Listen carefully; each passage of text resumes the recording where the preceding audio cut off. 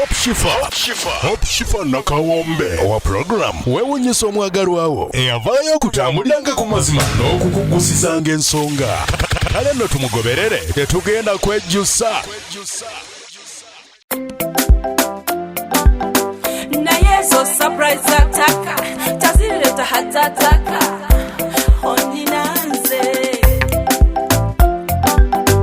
hokoza birungi kyenda sorry I mean ebirungi rwenda kulugumi kuwadde rwenda.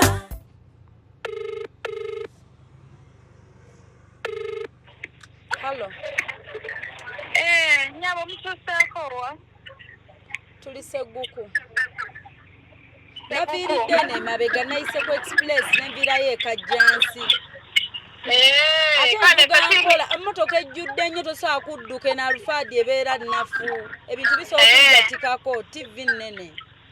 No nze mbadde nga amasimiridde wano ku bata. Ku bata kwennyini ku main. Wane wali Light Academy wennyini. Kati olwedde bano ababyokulya bo bali banindidde ku foods batuuseewo dda. Kale tekirungi. Kati mbadde manyi singa ffenna twesanze ku foods. Ate singa anze kankulinde ojje ddala lumu wano naffe tunaalinnya kabodo. Anti bwenzijaawo ate era tugenda wetaye. Kuweta kugenda eri. Naye ng'era tuyitawo ku foods we bali. Kale.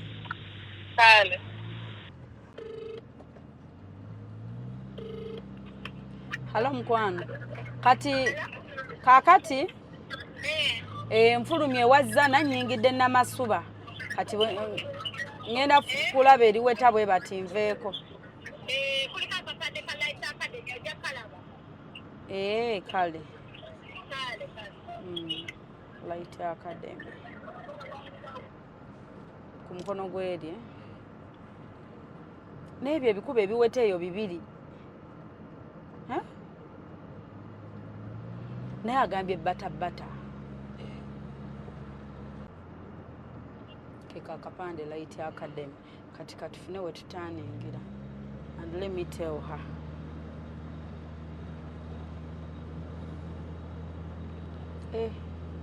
Mate tusanga wetu.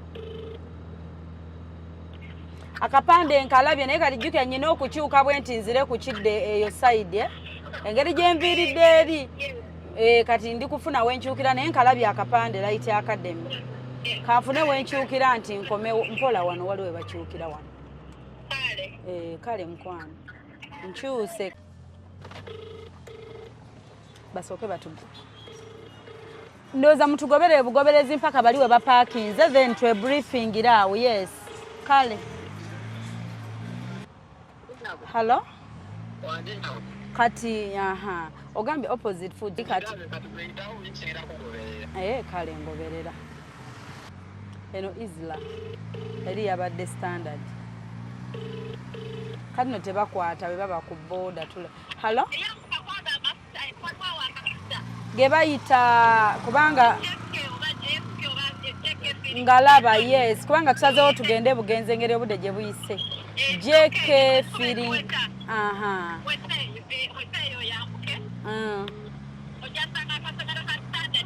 namwe muli kujja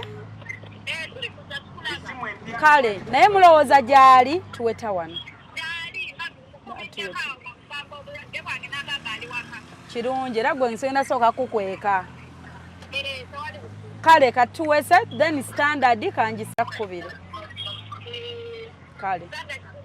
kale okay nabo batuli kumpi agambye yambuka wano oba emabega tebakuliiko. Hello? Nete mutuukira ddala waka. Kale katuwete. Muli mutya? Okay. Ogambye ogenda kundaga? Okay. Kati nveemu?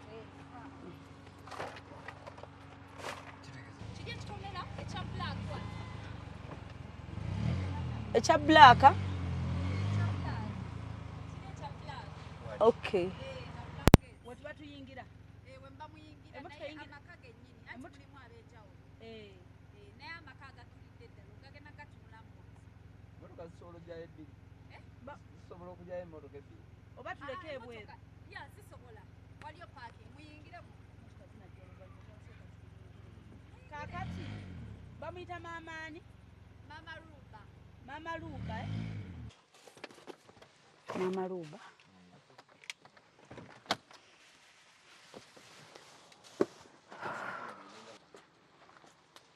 Kansooke mbriefinga abaami bano.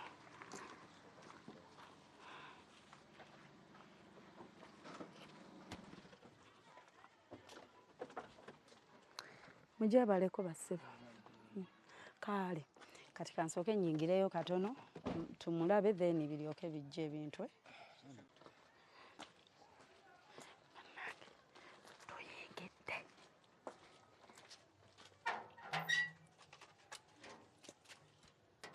Baggulira wansi balintemu omukono nti nno ebikomera. Bannange abalina obukugu mu kumenya ebikomera mu nnyambeko ye Pamela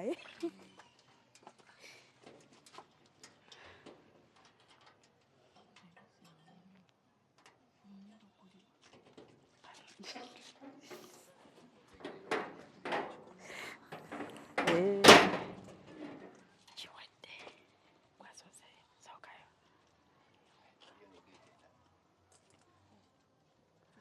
Wano we wali parking, okay.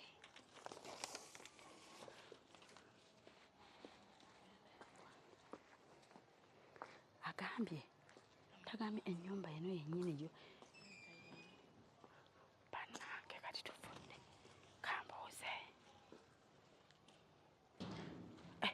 Wali waggule. Ntidde eri sayidi. Ate ani onazze wano? Ate onazze wano? Afaayo anti. Bano balindeko ate nga bazze. Mbadde mbabuuza geeti eno olwo ennyumba endala ate era eri mu geeti. Waliwo ate geeti eno. Waliwo ennyumba eri eno, waliwo n'eno eri wano mu geeti.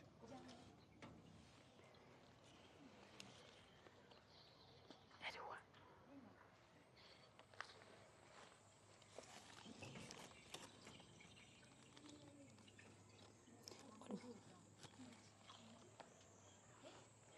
Waliwo ennyumba eri wano. Bayi, muveewo awo. Waliwo emmotoka eyagala oyitawo.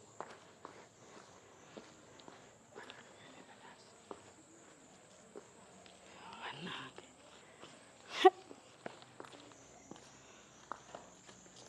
Gwe wansi. Gwe geeti olw'ekoona abantu kyenti ebikomera batandika olingiza mu madinisa ne bagamba. Kati ne wabaawo kamera nga babalaba. Mponya olumu engalo nga nkonkona. Biruma. Olina gw'olengerayo.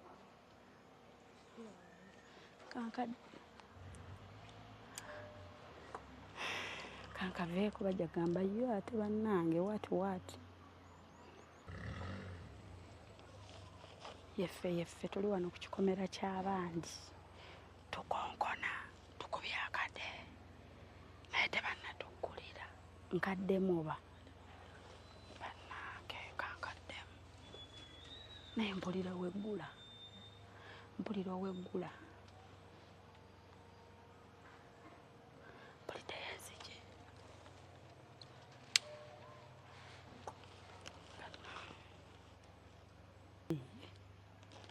Tufudde. Eno ate tolina wogitandikira yisaamu mikono. Oba bayita eno.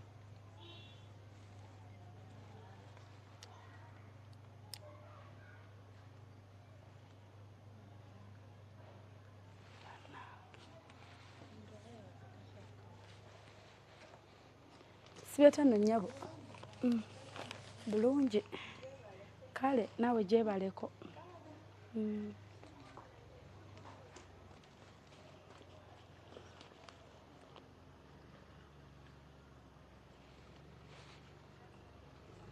Mama Luba abeera wano Mama Luba bayingirira eno tunanya ku Mama Lube Mukyala Janat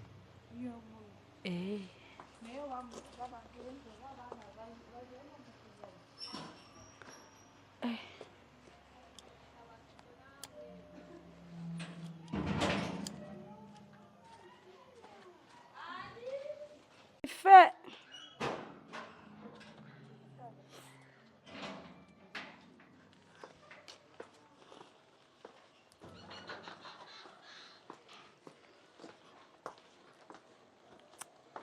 yefe jebaleko nnyabo kale tuleese surprise nange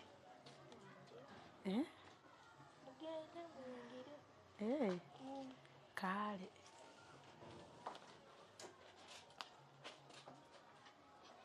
tuyite eno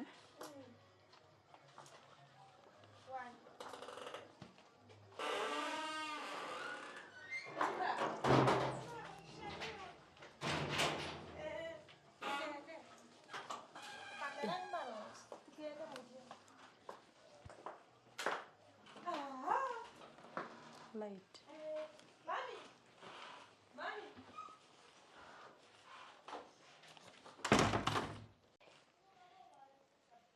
Mama.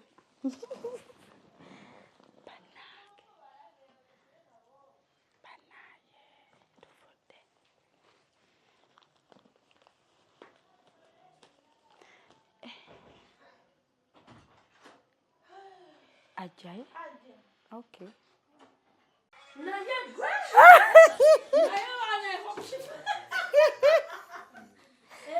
Surprise.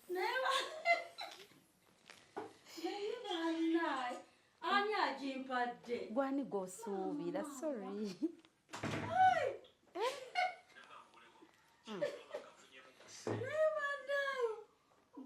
Wanji.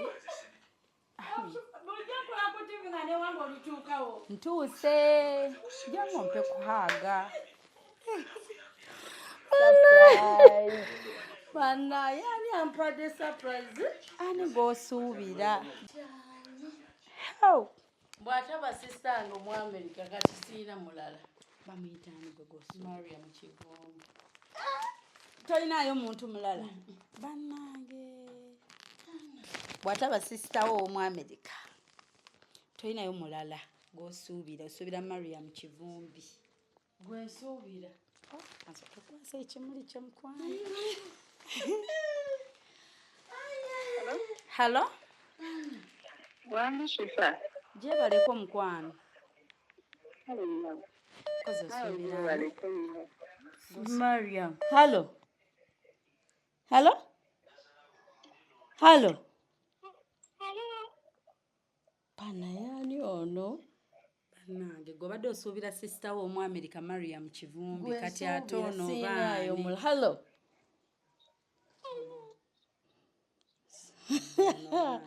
Simanyi kati simanyi Kati bana. gakwesibye.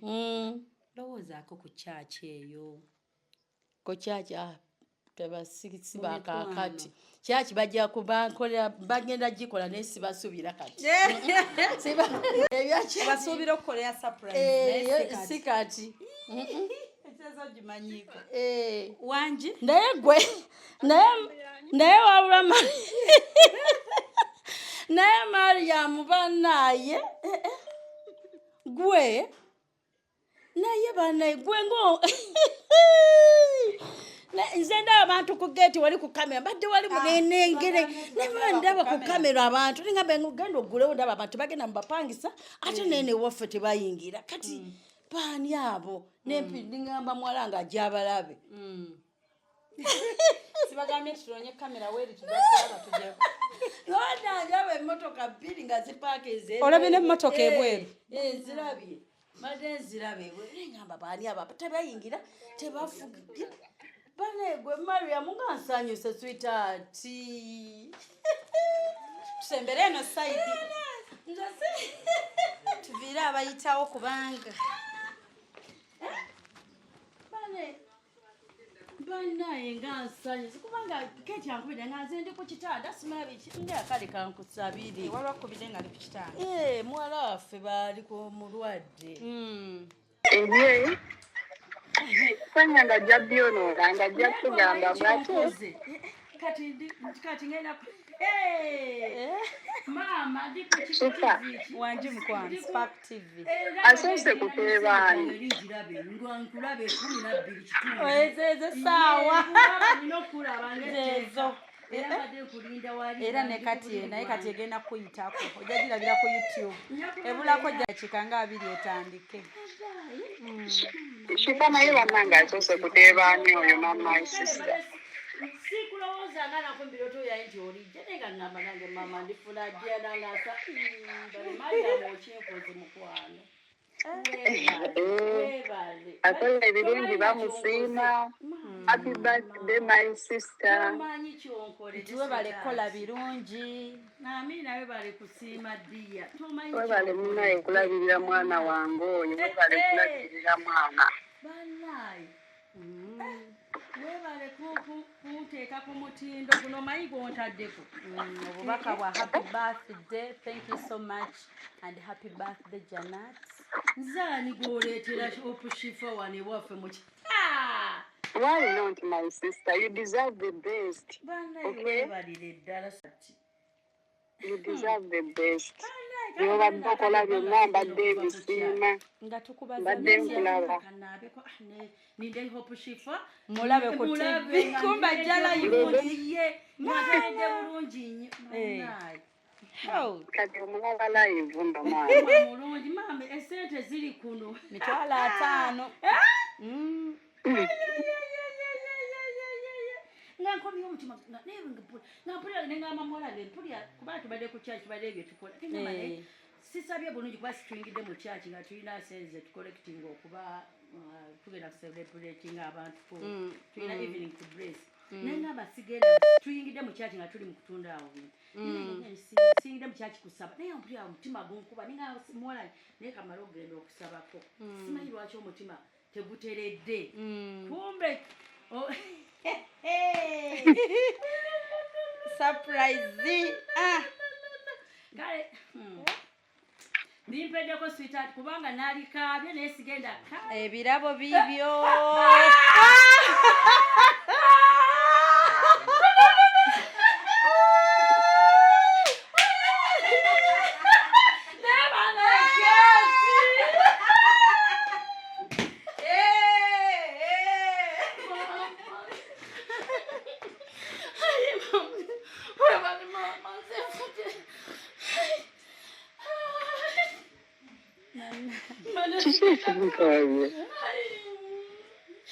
Kiki ekimuka? Bannange. Ate bulijjo TV gye tuzimbira kagundi wano kanyiridde okufa.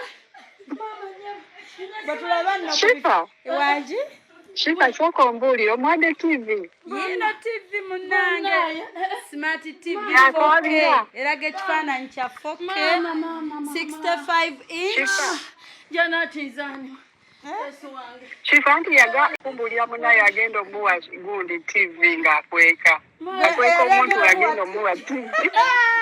wage eyansubiza okumpa tivi yanawakola akantu ako mangu kakayenkakola netanagireeta katoba zinajja 2 mukama yama Mukwano yeeyo bulijjo tuli mu lukwe.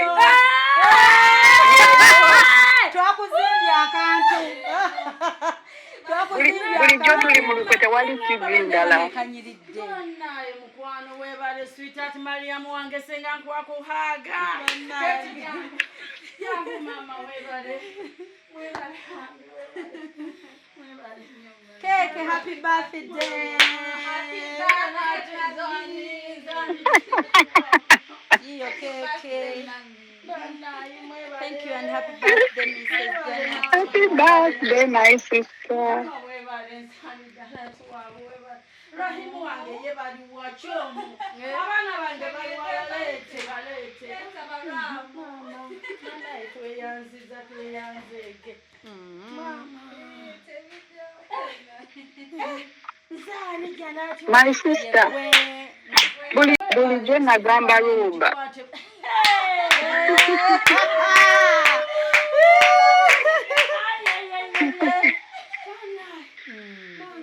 Banegenda nyumirawo.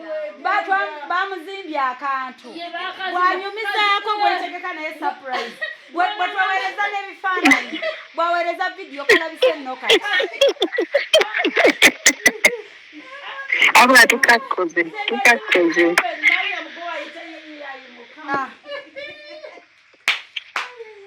Ololo n'olukwenze na luzimba mukwano.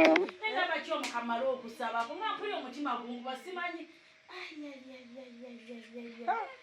banaye mukama nga mulungi ndaba keeke yeyo nene bulala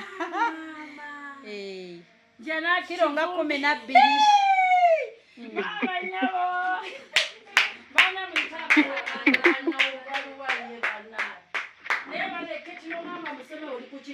nga kumba ali nange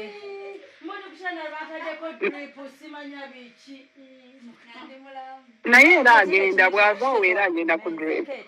Ekimukyete kiteeke wano wamma ku mmeeza ffemme kikweka ebirabo byaffe olwo omukolo gutandise. MARIAM onkoze ekintu bannaye onkoze surprise. Alooza byonkolera sibiraba. Akola ebirungi bamusiima.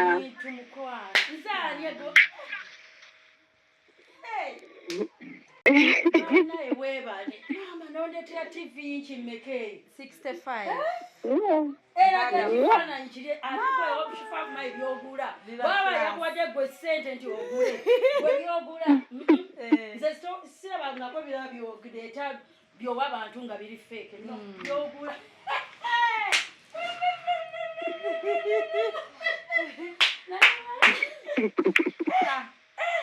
surprise.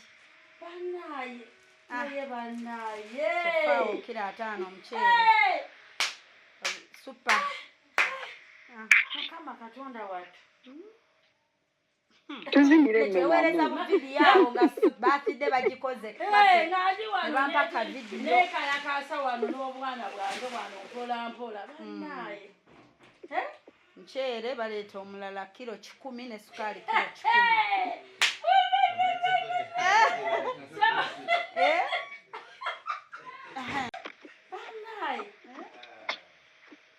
ono mumukwatidde lwe mugana okuyingira naye bane MARIAM bamukote omubannanga badde ku pressure kati wali kugeti mbadde muganga mutyo nga mukola mutyo ekyensola ko badde otwantwe badde bala mu kisenge wali alabanga ndaba abantu bali abakukuta nabalabire gakubeeri ku geti emotoka neeyagala neebayitako kiseetuka naye muyingira ate ne mubulirawo nga temugeze mubapangisa ate neeno temuyingidde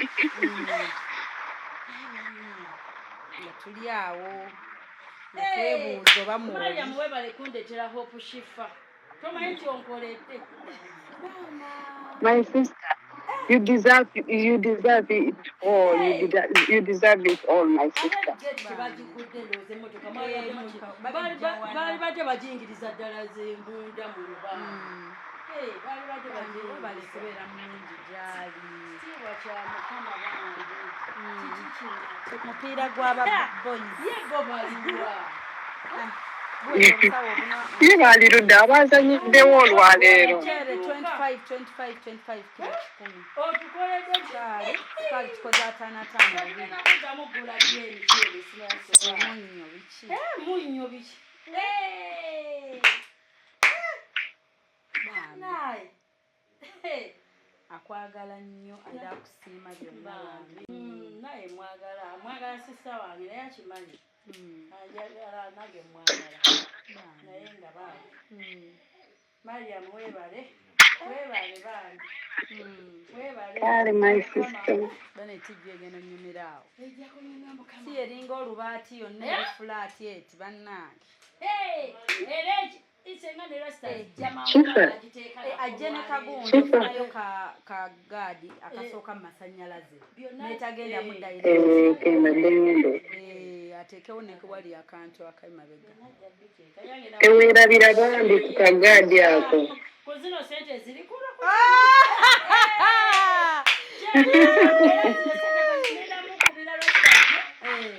akagundi ak'amasannyalaze kabanga 5,000 netayitamu direct then ne kano ka TV stand ako ku kisenge kali akajikwata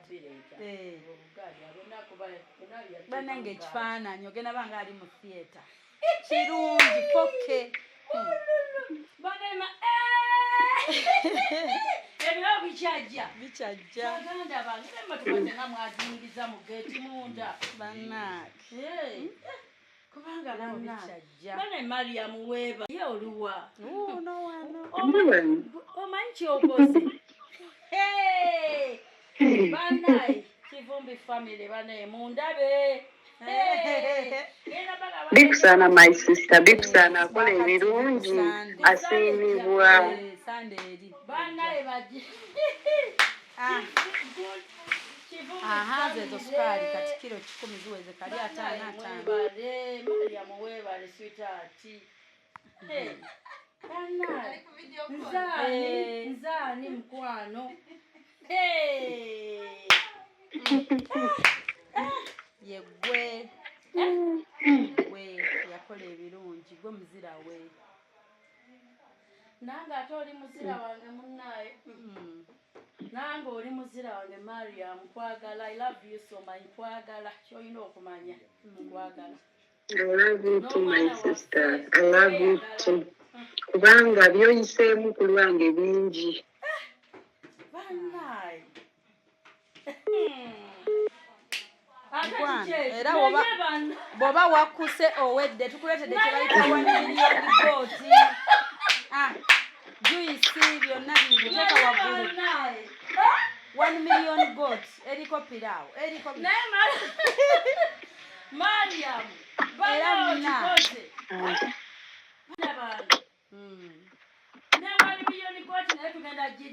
iye Of course, mugenda kulya.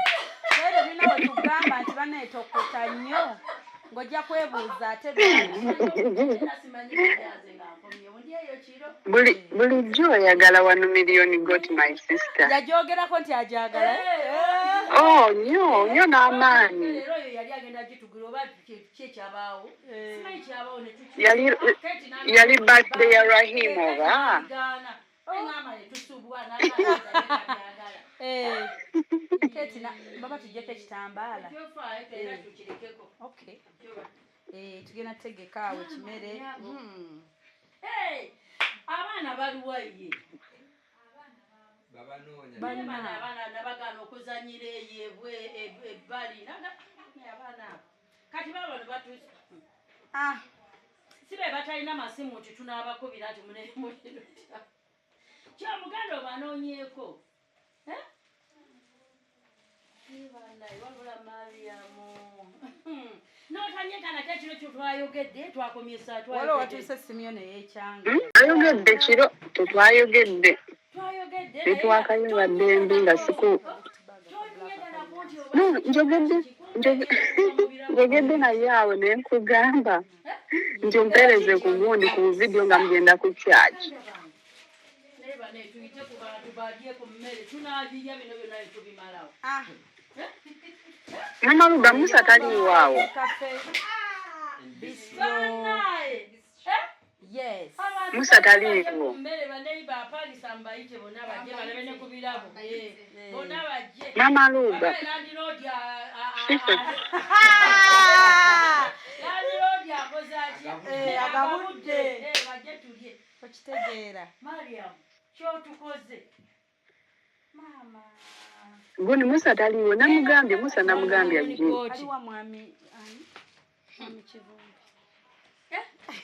kirina ebirabo Charles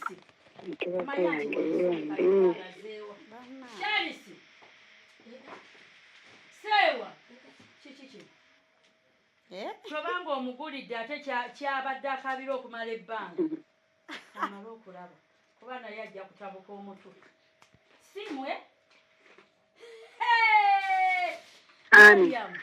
omanyi kyomukoledde era agamba namoze nti agambe moze amuweereze Yesu naye bannaye naye Mariam gwe ngotuwadde bambi Anko mumpe muwe obugambo bwe. Mumpe anko muwe obugambo bwe. bane Charles nyini kirabo bakimubikulidde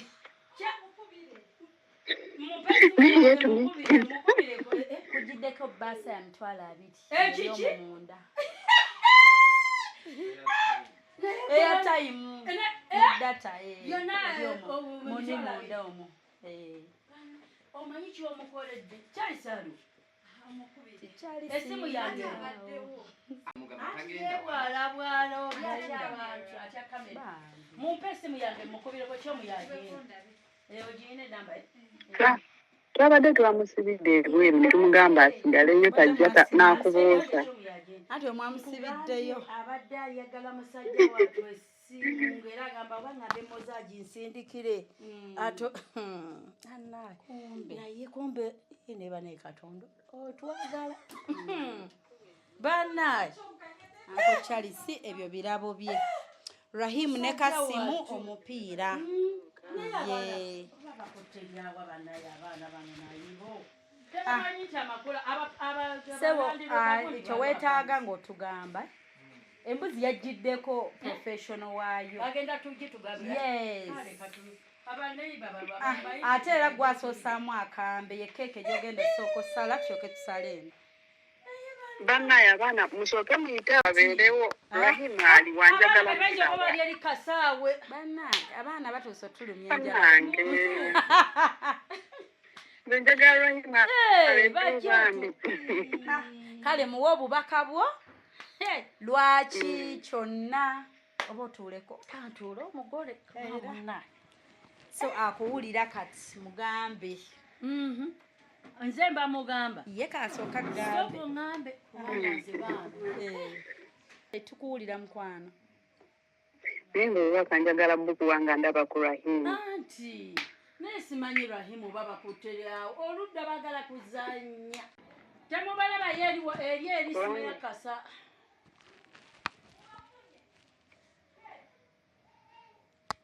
mubafunye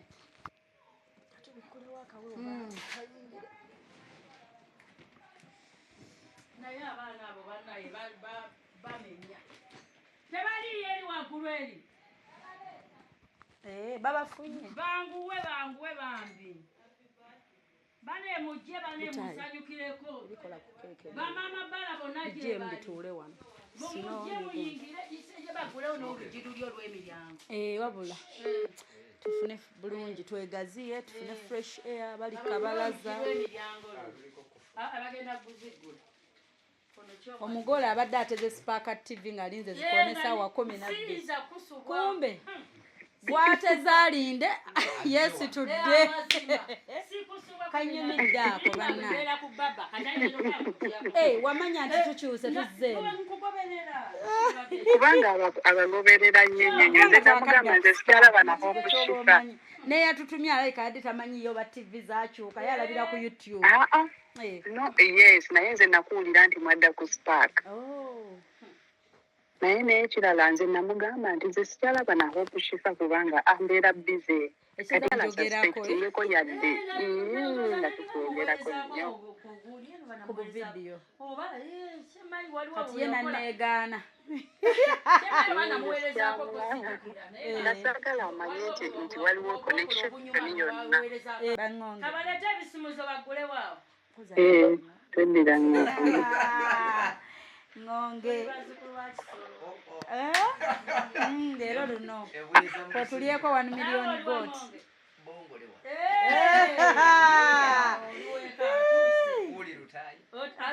luuyo wadde aleeta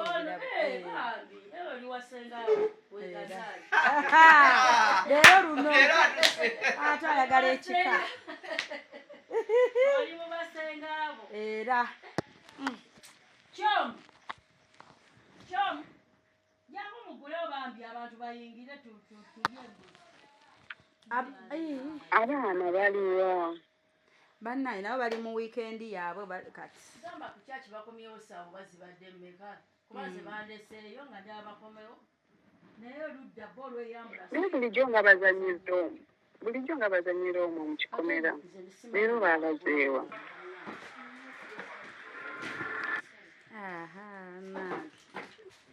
ngire nga nkulekako bamala okuleeta abaana bamala okuleeta aba kubanga sisobola kukukakana nga sinalaba ku Rahim. Kale. Okay, mikwano omulungi ataba ku Spark TV program nsomagala surprise your loved one. Tukyali mu program yaffe surprise eri omuzira afa olunaku olwaleero omukyala ayitibwa Janat Kivumbi. Yego tuzo celebrate olunaku olwaleero asabira ku Omega Healing Center. So tubadde tumaze ebbanga nga tumulyako ebirungi bingi nga tumudiscussing nga simanyi oba n'akasikonda kabadde bannaye kakulumanga bannange naye nga Park and Go Tours and Travel be batuteekamu ssente mukwano gwe wena yandiyagadde okutravelinga mu Middle East ofune emirimu okole ng'ate biri genuine ayagala ogende Canada, America, Europe oba UK beekwatire. Park and Go Tours and Travel beba kukolera ku by'entambula n'otuuka mu nsi yonna gy'oyagala. Kati nno gwe ayagala ogenda okukola okuwummula okulambula ng'oyagala kulambula Canada, America, Bungereza kw'ossa n'ensi za Schengen zonna jangu ku Park and Go. Teweerabira waliwo omukisa ennaku zino ogwa Germany ne Canada eyaggulira buli muntu. So nno jangu ku Park and Go kubanga tusobola okutwalira ku looni gwe n'osasula ng'otuuse. Tuli bakugu mu kukola ku mpapula ng'eza zi visa, zi work permit, kw'ossa passport n'ebirala nkubuliitu. Ate gw'ayagala okulambula Uganda olinyumirwe naawe jangu otutuukirire tukulambuze Uganda. Tusangibwa ku luguudo oludda Entebbe ku kizimbe kya Amida Ekajjansi. Park and Go Tours and Travel Ekajjansi. The world starts now. So nyongera bajjukiza nti ababunga Comfy Homes mukwano mwenna abandyagadde okusula mu apartments ez'omulembe eziri fully furnished. Ogenda bugenzi na suitcase yo basange ku number +1978 855-8672 obo basange ku +256772461976.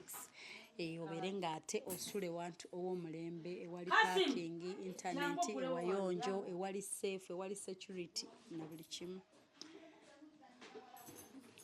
Ulira mu butuufu ate ndabagana naye tebawulira abaana abo. Jangu waliwo bino byebigula wano. Bayingi Rahim aliwa? Rahim muyite mangwa yangu wano. Yangu. Kugambye emipira. Ayayayay. Ateka. Mbanyira wanga aliwa.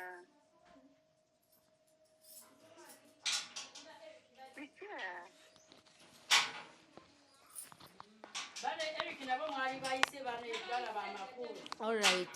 Bombi balabise. Okay. Bannanga abagenyi temwasudde. Okay.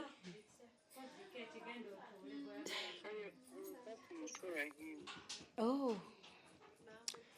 New Afro-Canadian Foundation tugenda mu conference e Canada mikwano next year 2025. Tugenda ku misomo tugenda kunyumirwa ate nga bwe tuyiga tulinayo conference gye batumye International Empowerment Conference on Healthcare and the Medical Sector. Egenda okubaawo June 27th mpaka 28th 2025. Tugenda beera Toronto, Canada, Banquet Hall 237 Sackville. Mikwano gwe wena yandiyagadde ogendako e Canada oba ng'oli mu nsi ez'enjawulo oli mu diaspora naye nga wandiyagadde okubeera part of this conference. Nkusaba okubireko ku Kathe Kabiite musange ku +1647 271 6223. Munaava mu mupiira ava mu biseera ebiseera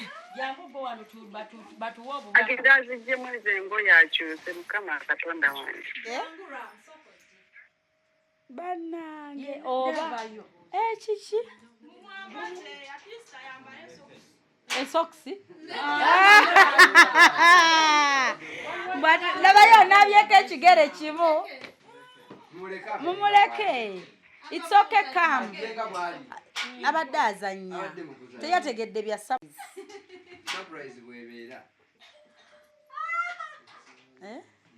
MARIAM. All right. So ajja bannange Kyasi jangu gulewo bambi esumuzo kiganye. Kikyali siyimirira awo. Jangu bambi. Kiki bibino babirese wano ne bibi. Itene mabbali. Yita wano. Rahim, how are you? This is your gift. Ne Kasimali. This is your gift. Gem. Ebisumuzo bibi. Bibi no yona. Bibi yati yita ogenda kugula wali. Yita wano. It's not from me. It's not from me. It's from someone else. Mpira gwa mwe mu bowerezaako oli.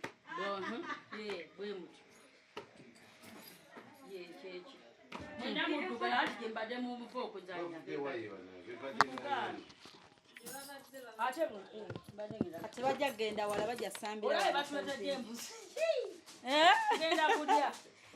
Okay. Kabamala okuggulawo bannaaye naye kusooka okukwogera. Kabamala okuggulawo twegazaanye bulungi. Where did you go to? Baeli bali wa. Where did you go to? Pardon? That where did you go to?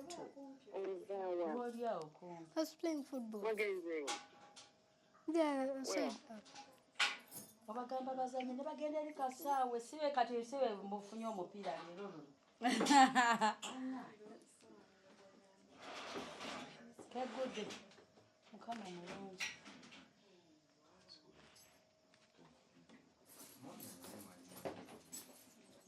Era kyaggulawo. Right now, I want to talk to your mom. I'm about to hang up. I want to talk to your mom, okay? Yeah, call your mom. Yes? Call your mom. I want to talk to your mom. Bale mujje munsanyukireko. Simanya picha. Okay. Atudduseeko. My sister, muliddewo bambi. Njagala genda shufa.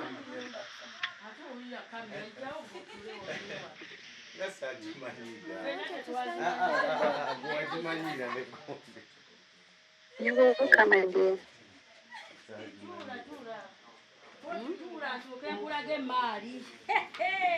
Bambi mwangu y'okutuula. I have to go.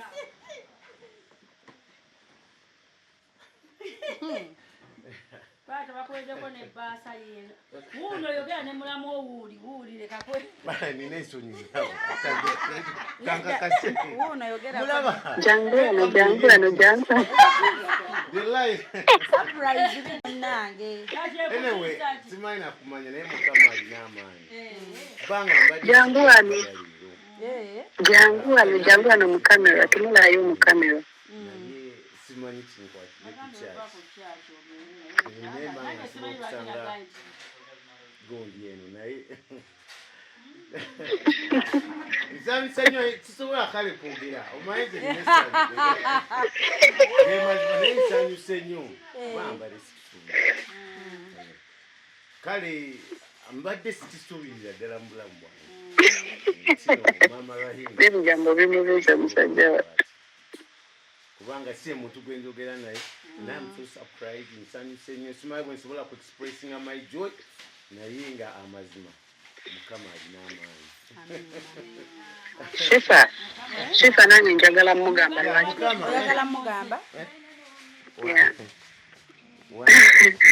Obulamu buli butya mulamu wange. Naye neyanziza nnyo kale nange nkusiima.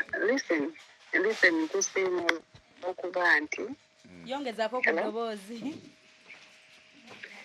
Ati nkusiima ssebo olw'okuba nti naawe obaddewo mu kukuza omwana oyo. Obaddewo mu kukuza omwana oyo Rahim. Waliwo olumu sisita wange yaŋŋamba yali omuwala abalabirira awaka nga agenze nga tewali muntu ng'abaana bali bokka kati gwe n'okomawo ewaka obanga olina obbategekera emmere bwatyo yaŋŋamba kati osigalawo kale n'otwala obuvunaanyizibwa obwo okulabirira abaana abo.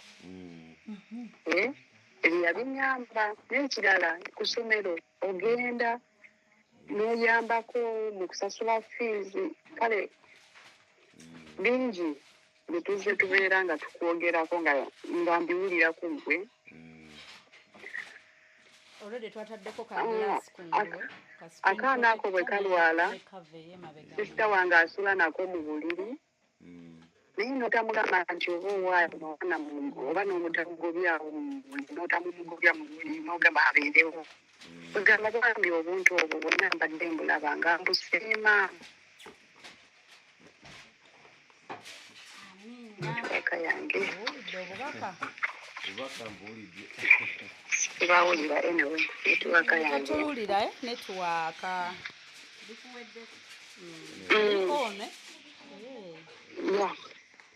Online nange nensalawo nkusiime nako kasapurayiti akatiitinyo kasiime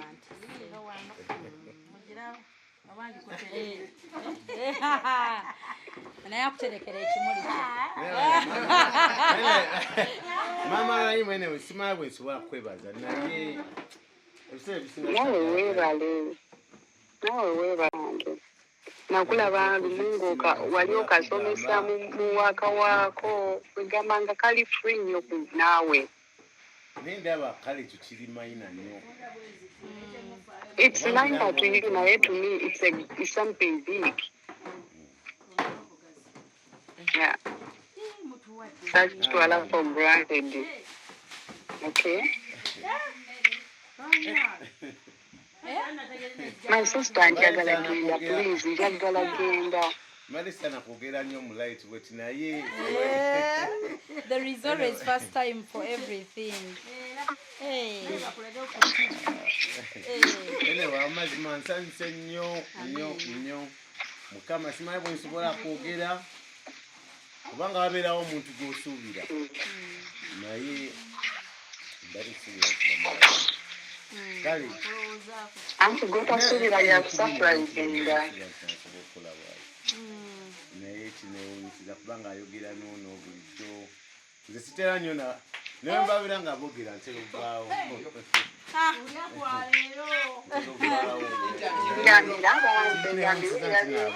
mutima aninako era bambi abasiima baagala nnyo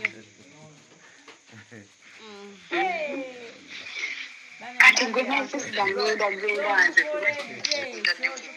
omugole agenda kujja bambi asale 1 million goats kiki kino naye bannange nonolabayo n'akakira bakakuweerako twabyagala obwetaka terimaka gaffe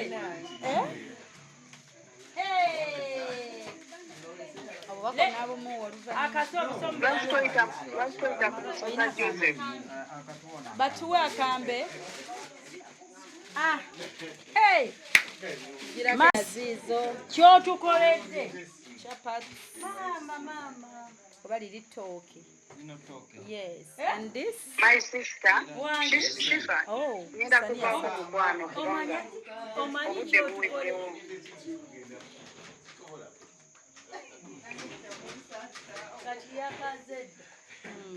My sister, obudde buweddeyo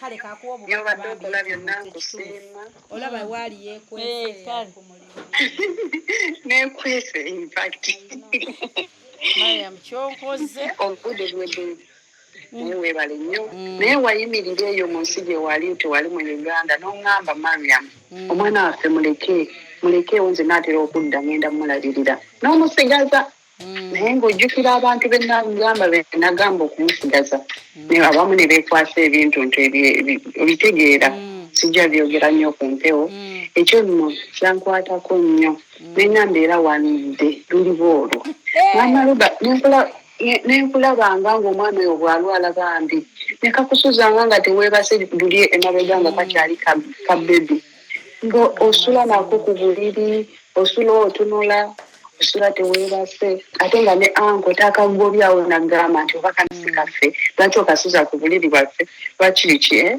ebyo byonna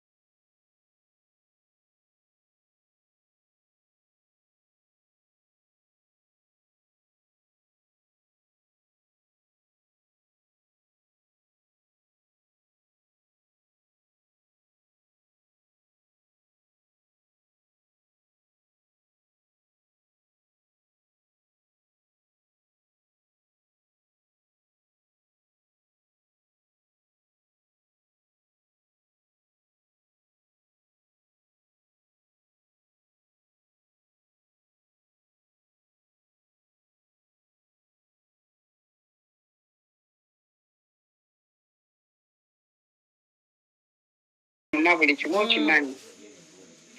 Kati ndowooza banakkakkana. Amasonyiwa okwogere. Kubanga banakkakkana munnaawe. Era ko bajja kukakkana kuba kino kyokoze Mariam. Tekikoleka mutiitiize okikoze. Okimazeeyo.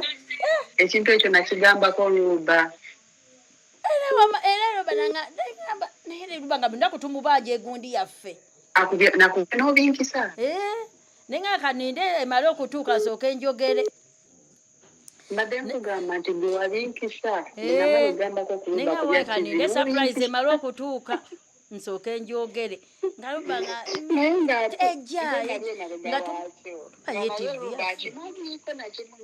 layira natumugamba TV yaffe ye eriwa etatuuka TV yaffe akantu akamaladde eriwa etatuuka kumbe bane Rasta mwali muyise n'ateekayo ne TV yaffe bano olugjawo bino ebintu era tesula mu ddiiro erina okugendayo erina okugendayo yo sisuza Mariam bannaye weebale naye nga kyolina okumanya nange nkwagala okuva ku ntobo y'omutima gwange sikugamba nti kintu oba ki naye nga nkwagala era ekyo kyokimanyi. Okay bannange tweyanziza mwenna abalungi abatwala ku Spark TV bwe tutyo twongera okucelebratinga omuzira waffe omukyala Janat Kivumbi n'omwami we nga tubagamba beebale kuba balungi nga bwe mbagamba nti bw'osiga obulungi ate munnange one day one time si bonna nti gy'osize badda but at least kikumi kyonna tewasobola kubulwayo agamba thank you means a lot era omuntu yenna bambi oba otekinga ebintu bwe bityo for granted weebaze ku bantu ate basiime bannange babikudde ebyokulya byaffe saagala kulwawo ate bibe nga binnyogoga genda munnange osale gy'omalawo osooka ogisale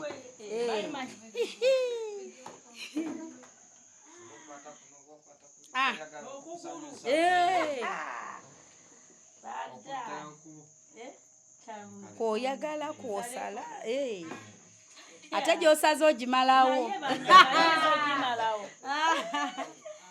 Kale bannaye kati okole testing 1 2 tugiwonga musaayi gwa Yesu.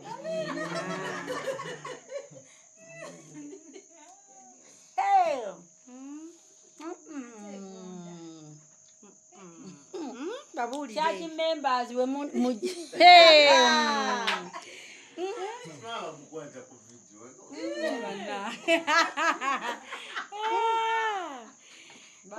ani addako okusala omwami ajja asale engalo ng'ajja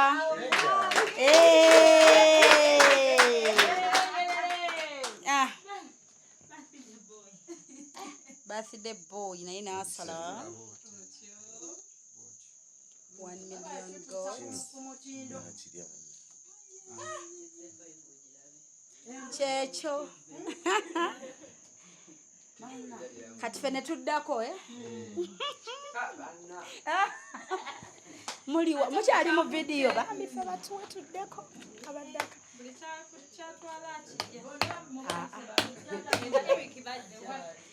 bannange yingirawo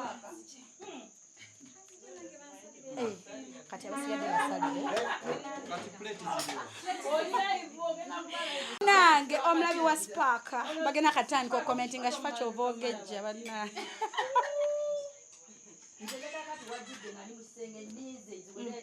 buli kitundu mulabe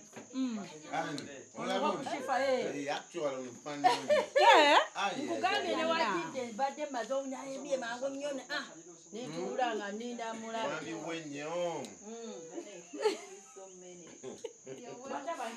bannange tayawali awo yakimanyi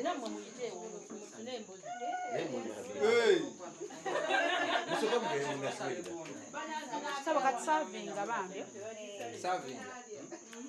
like bawe ku plates buli omu afune basene ne kamere n'omuceere Oli makaga. Oli wano. Tuli kulya kugulu kwa mbuzi banne katule wana bano bakulaba. Laida. Zamale sikulaba bano bakulaba. Jambo kubesere. Mugende mu. Kabasavinga abantu. Tumale tusale keke. Lwaki sebo? Banja abantu abacha kamera. Bajja kuvuma amalo. Anti aba kugamba amalo baba bannugu. Yabale musanze mpa ku kyachi bwenki. Mwache yambalidde. Kale kasa surprise ba surprise. Surprise eba surprise. Hello? Ndi mu surprise meeting nakede ngena kuddamu kubire sweet fanzire mu kubire dia. Musule njama. Ndi mu surprise kale. Ana. Thank you. Esimi yangelwa. Shoma.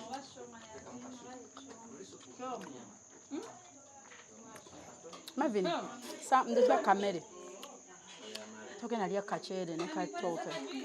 Na kamere bamusenereko bambi.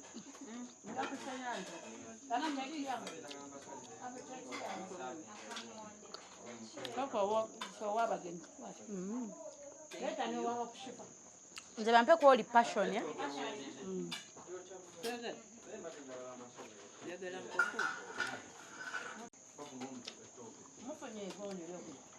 Na kachere.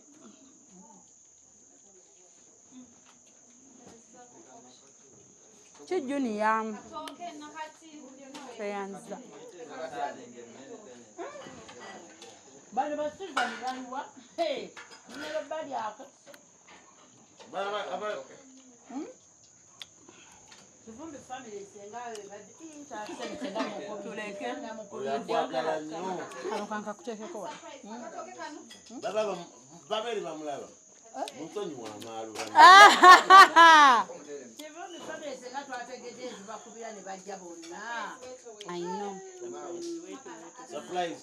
Wale nange bamwanya okuyingira abo bola. Ojo byogera, obadde ojja byogera. Wanjidira. Kamera niba ngamba bani abo. Mubano tebagenda n'oyo Feyanza nga nyingi.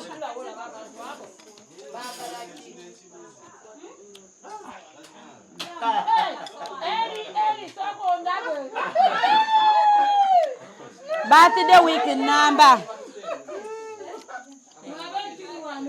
Sula, alabachimamba desula. Nabayo. Alabachimamba. Bane bakwe kachere kawooma ka basmati. Bane mugole bamwe kachere bambi ka basmati kana ino kali yako. Mubuka mudeli wagazi. Kasente. Nokalaje. Dabatifi kudodu batulimba. Njagala wano. Njagala kamere kaliwa. Nembuzi. Nazalo mulabe wali omulembe. Hey. Nazalo we yagudde dambintu.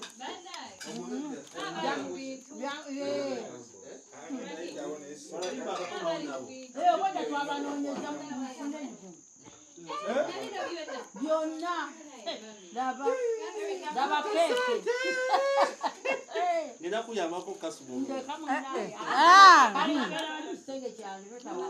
Tokwena kisumulano. Zitako katonda. Nola bakatonda bali wa amani. Katonda wa amani sewa. Onali kanyama. Ye yagala. Katonda wa amani. Obosobola. Obushifali wano ndi ku TV live Spaka TV. Jangu. Goyangu ebyokulya biri wano byaki.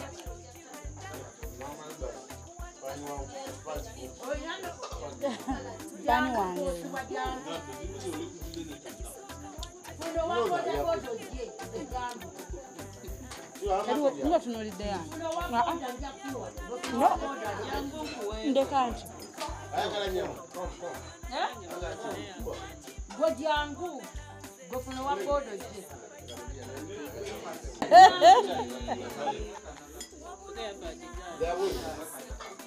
Mwabagabi.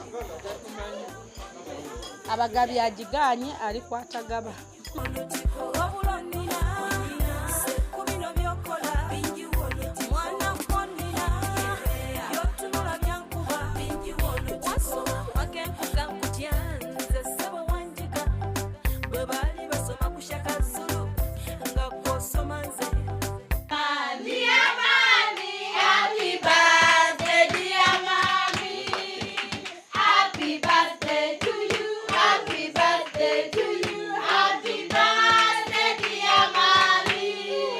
omutima gwo kyegwagala kusabira mukama akikuwe togenda kujula ye ate era nga nkusabira ekyo kyokimanyi nkusabiza keeke yaffe adaye tweyanziza ebirabo bino byonna tv mana kati akatu kaffe kagenda kugendako tv weebale nnyo weebalire ddala kuba yayita muntu nangamba mambikola kantu kakole mangu nga kakole mangu sente wezi kikakole mangu koze tv nengamba wayo muno abalokole ffe mwetukkiriza nenga akankakole yes nenkakole nenga akankakole kuba ffe abalokole tulina okukkiriza tumanyi yes tulotabinere naye kati birabe bwebyo ntumira first of all ntumira sister wange MARIAM Kivumbi nkwagala nnyo nkwagalira ddala nzizaako mamange omulungi MARIAM Nattabi I love you so much nkwagala nnyo nenzizaako baganda bange Bakivumbi family mwenna mbaagala nnyo naye mbawa obubaka twagalane kyekisinga obukulu Kivumbi family twagalane nenzizaako abasumba bange abako Omega Church Bata Omega Healing Center mwenna abasumba bange mbaagala nnyo omukulu omusumba wange Pastor Michael Chaze n'abasumba abalala mwenna mbaagala nnyo era mbatumidde nnyo Janat wamwe Kivumbi nze ndi ku Spark TV mbaagala nnyo banaye bebo ndowooza ne hope shifana nkutumidde nkwagala nnyo olifani wange nnyo era nsanyuse nnyo nkwagala nnyo oba oli bakuyita ba olifani babafani nkwagala oli ndi mugobereziwo bala abaana bange bomba oli bafida oyo yetu oyo kyali wange akimanyi oyo bano abavubuka bange bo bombi bano bo abankwatirako bo bakimanyi bakumugongo bano omuwala wange Olwa kyomu wuyo naye mwagala nnyo nkutumidde nnyo era nkwagala nnyo muka mwana wange naawe nkwagala nnyo baneiba bange mwenna mbaagala nnyo bambi batabani bange mwenna mbaagala mwenna mbatumidde nnyo besitumidde nga mbeerabidde nammwe mbaagala nnyo kale kyekyo muzzukulu abazzukulu bange bonna Luba nkwagala nnyo gy'oli Moze mbatumidde Luba Netherlands Moze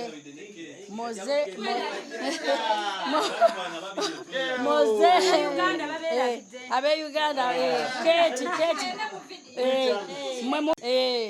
Keti wange yadde wanimbye limbye nga bw'oli mu ddwaliro oli ku ccupa kumba ondeetera birabo mukama akuwa omukisa Eric now I love you so much Sula nkwagala nnyo muzzukulu wange nkwagala nnyo n'abazzukulu abalala bali bonna mbaagala nnyo so kale byebyo kale tweyanziza nnyo tweyanzize ebirabo byonna mwebale kulya Okay, mikwano abalungi abatulaba ku Spark TV program wesomaga surprise your loved one buli Sunday ziba saa 12:00 mpaka kwemu.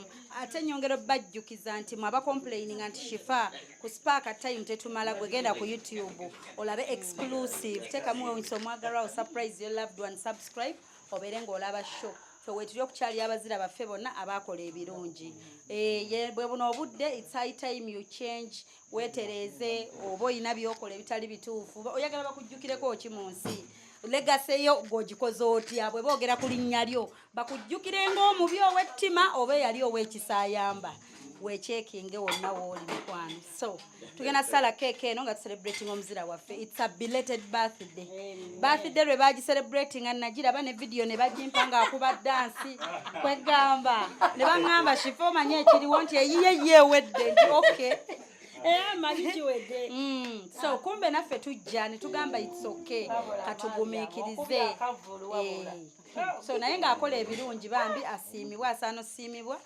kusinzira ne bye muwuliddeko for a long time nga myezi ebiri miramba tukwogerako bambi nange I was excited to meet you mbadde nkwesunga nyongero bajjukiza nti nakawombe ekifahopo nsanga ku 0782101569 0702562157 abatukoledde ku kyokulya be bafayisi cafe bistro basanga awo ewandegeya betutambudde nabo era nga tuze tutambula nabo mu show zaffe nnyingi nnyo nyongero bajjukiza nti tebikyukangamu bikyali birungi ddala ate kati bayongeramu bikyuseemu kati ngazaali ndidde embuzi zammwe oba 10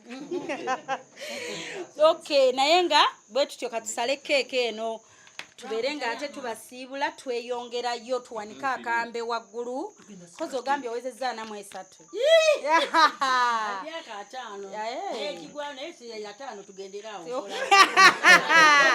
mu mwoyo olina egy'omwoyo n'egyaki okay kale katugende bwe tutyo tubale gye muli 5 to 0 tusale okay 5 4 3 2 1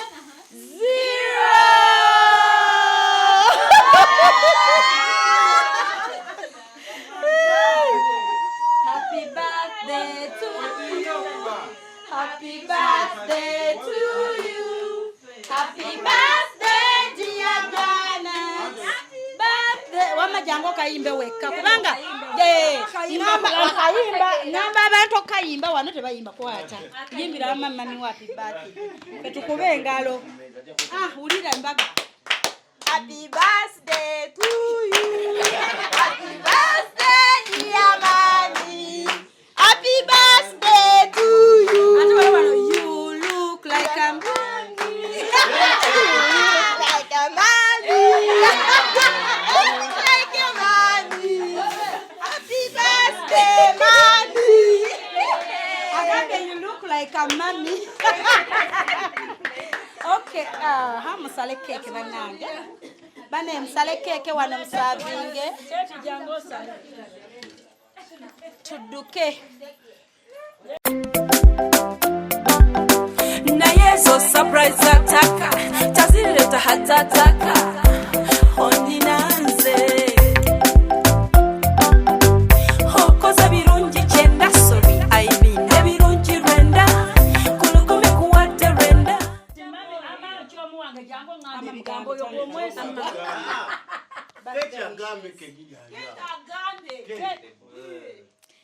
Mami waffe omulungi tukwagala nnyo ebyensusso bane webale kuba na mutima mulungi webale twagala nga wetulwala omukyalo naddukirawo kubanga baŋŋamba nti awajja kwanguwa mulwadde banaye omwana ono kyomu kati twebaza mukama okutukuumira era eno birthday mukama ayongerere ddala okukuuma ayongerere ddala okwagaza famire yo n'ogisembeza okutwagalira ddala webala okutubeererawo ffenna n'otusabiranga n'otusabira bannange mami ekitiibwa kya mukama bambi thank you so much may God keep blessing you and our entire family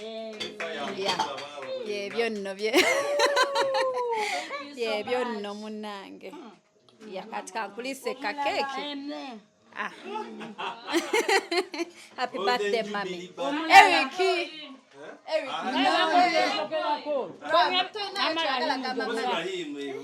Yes, say something. Say something, Ram. Say something in English. Birthday wishes for her. Okay, mikwano nga keke ita naye nze munsikirize mbasiibule nga bulijjo. Nyongero bajjukiza Park and Go Tours and Travel basanga ku Entebbe Road Hamida Loft ekajjansi bateekamu ssente era bo bakwarrangingira entambula zonna wonna wandyagadde okulambula within Uganda oba outside Uganda beekwata awo ku Hamida Loft ekajjansi ku Entebbe Road. Park and Go Tours and Travel beba kukolera ku byentambula n'otuuka mu nsi yonna gy'oyagala. kati nno gwe ayagala ogenda okukola okuwummula okulambula ng'oyagala kulambula Canada, Amerika, Bungereza kw'ossa n'ensi za Shengeni zonna jangu ku Pack and Go. Teweerabira waliwo omukisa ennaku zino ogwa Germany ne Canada eyaggulira buli muntu. So nno jangu ku Pack and Go kubanga tusobola okutwalira ku looni gwe n'osasula ng'otuuse. Tuli bakugu mu kukola ku mpapula ng'eza zi visa, zi work permit, kw'ossa passport n'ebirala nkubuliitu. Ate gw'ayagala okulambula ekkula Uganda olinyumirwe naawe jangu otutuukirire tukulambuze Uganda. Tusangibwa ku luguudo oludda Entebbe ku kizimbe kya Amida Ekajjansi. Pack and Go Tours and Travel Ekajjansi. The world starts now. Alright, tweyanziza mwenna betutambudde nabo kuba gye twatandikidde paka wano wetutuuse. Nyongera bajjukiza nti Bunga Comfy Homes ennyumba zaabwe kweziri ku Airbnb genda ogoteka mbutezi kigambo Bunga Comfy Homes. Ogende mukwano gwe wenna ayagala okubeera nga oyagala okufuna w'obeerako nga waliwo security, waliwo parking emala, waliwo buli kimu okwegamba mwenna abadda ku holiday owulire nga ddala oli ku holiday nga teweeraliikirira kusala nsawo babbi kumenya kuyingirira. Teweeraliikirira sima wifi tezikola biki byonna genda bugenzi awo ku Bunga Comfy Homes bajja kwaniriza bulungi nnyo ate tojja kwejjusa ku kyonaasanga. Thank you so much. Ate nga mbajjukiza nti aba New African Canadian Foundation balese omusomo mukwano. Bwe batyo balese omusomo ogugendo tuyigiriza kubatya engeri gye tuyinza olabirira abakadde, gye tuyinza olabirira abalwadde abakawuka ka mukenenya. Balese omusomo guno ogenda okuyigiriza ebintu bingi nnyo mukwano. Era nga omusomo ogwo gubeerawo buli December ne June. Era nga ogwa December bo baamala dda twabafuna dda like we are closed for December naye nga abandyagadde okubeera naffe e Canada mu June ennaku z'omwezi nga 28 mpaka nga 3 tulina okutandika kati that is 2025. Mbagambye June 28th up to 30th 2025 abagenda okubeera naffe mukwano mukube ku namba mukubire omukyala Kathe Kabiite abeere nga ate ayongera obbategeeza details. Tugenda kubeera Toronto, Canada, Banquet Hall 237 Sackville we tugenda okubeera. Era nga mukwano nyongera okujjukiza nti New Afro Canadian Foundation bokka be bakikwasaganya mukwano osobole okuba nga ogende Canada weegatta ku musomo guno ogugenda okubaawo date zibagambye. Registration fee byonna ogenda kuba obitegeera. Nkusaba okube ku namba ya Kathe Kabiite abeere nga ate akunnyonnyola details ezisingako awo. Mujja kumbuuza eri ku WhatsApp. Yes, enamba eri ku WhatsApp mukwano bakubire ku +1647 271 6223. Njiddamu ayagala ogende Canada okubeera nga yeegatta ku musomo ogwo nkugambye kuba ku +1647 271 6223. Obeere nga ate obeegattako olabe we kitambula mukwano. Era nga nyongera okujjukiza abategese be ba New African Canadian Foundation. Details enamba y'essimu ngikuwadde oba weetegereze screen oggyeko bulungi ennamba. Tweyanziza nnyo tweyanze. Mbaagala nnyo till next time. Sigadde ndi Hope Shifa ku Spark TV wokka buli Sunday ssaawa 12:30. Omugole yeekolako olugambo naye nga omugole kankusiibule. Bye. Kale bye. Era ku Sunday ojja kwerabirako eyo ku screen eyo. Sunday ojja kwerabira okwo. Ebiriwa